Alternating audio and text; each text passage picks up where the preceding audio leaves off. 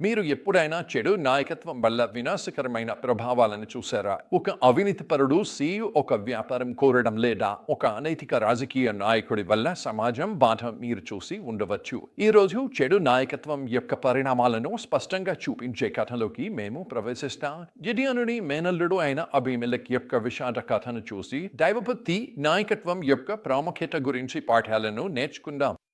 ఈరోజు మన ప్రధాన సందేశం ఇదే. మంచి ఆధ్యాత్మిక నాయకత్వం లేకపోతే అస్తవ్యస్తత మరియు వినాశనం ఏర్పడవచ్చు. అలాగే అవినీతిపరమైన నాయకత్వం దేవుని ప్రజలకు విపత్తును తెస్తుంది.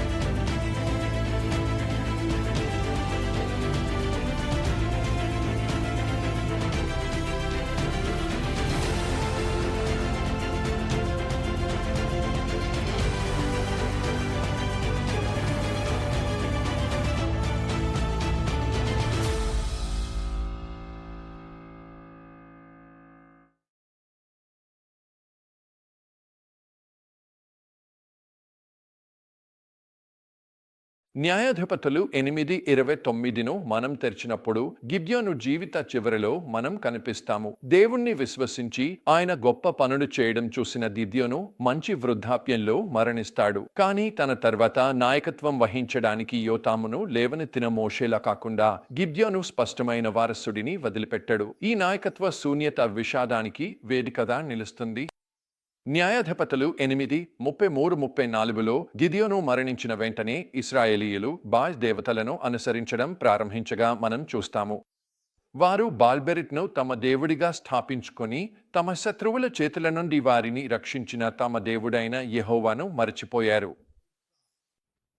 దేవుని ప్రజలలో ఈ వేగమైన ఆధ్యాత్మిక పతనం చెడు నాయకత్వానికి మార్గం సుగమం చేస్తుంది. ఇక్కడ ప్రవేశిస్తాడు అబీమెలెక్. గిడియోను తన ఉపపత్ని ద్వారా పొందిన కుమారుడు. అబీమెలెక్ పేరు నా తండ్రి రాజు అర్థాన్ని కలిగి ఉంది.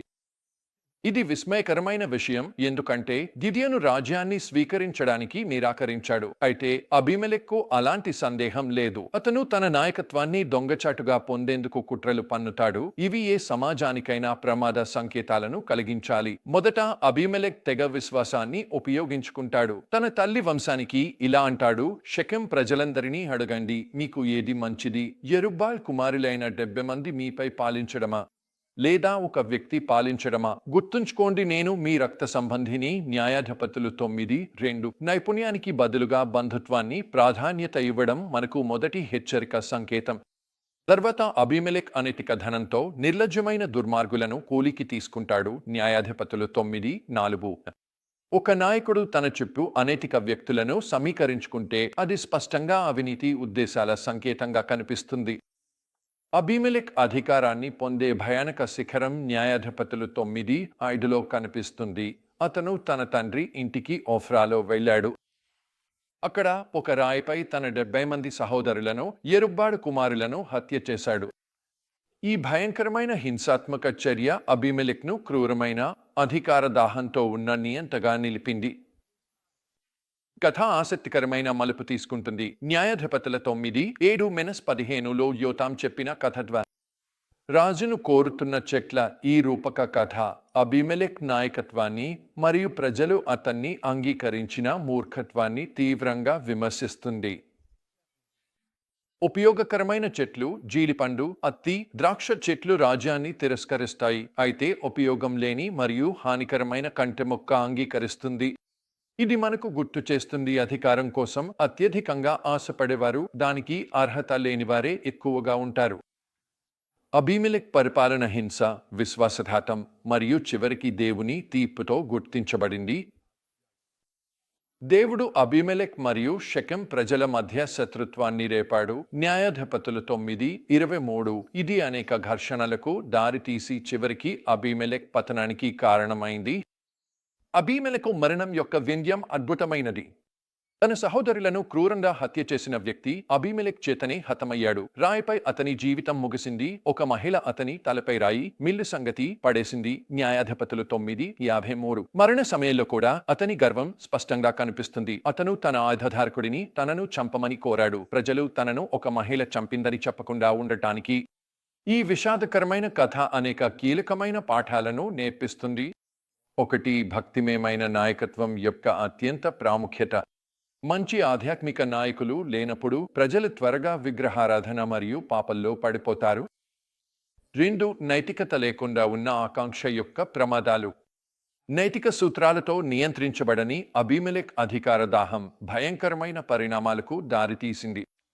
3, నాయకులను వారి స్వభావం మరియు భక్తి ఆధారంగా కాకుండా ఆకర్షణ లేదా స్వార్థ ప్రయోజనాల ఆధారంగా ఎంచుకోవడం మూర్ఖత్వము.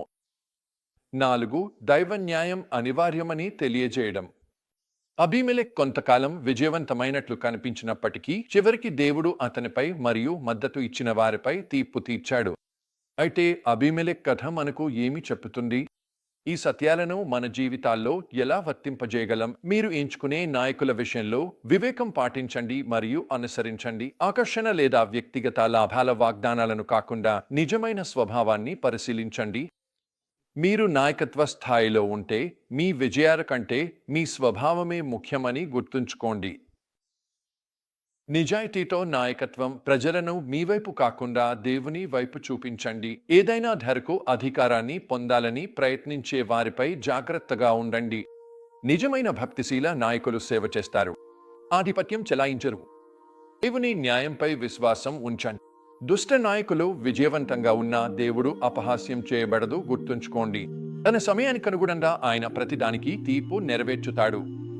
గుర్తుంచు, గిడియోను వదిలిన నాయకత్వ ఖాళీ అబీమెలెక్ యొక్క విపత్తు పాలనకు దారితీసింది. మనము భక్తిశీల నాయకులను పెంచేందుకు, ప్రోత్సహించేందుకు కట్టుబడి ఉండాలి. తద్వారా అల్లకల్లోలం విధ్వంసం కాకుండా జ్ఞానంతో దేవుని గౌరవించే నాయకత్వం సమాజాలు అభివృద్ధి చెందుతున్నట్లు చూడగలుగుతాము.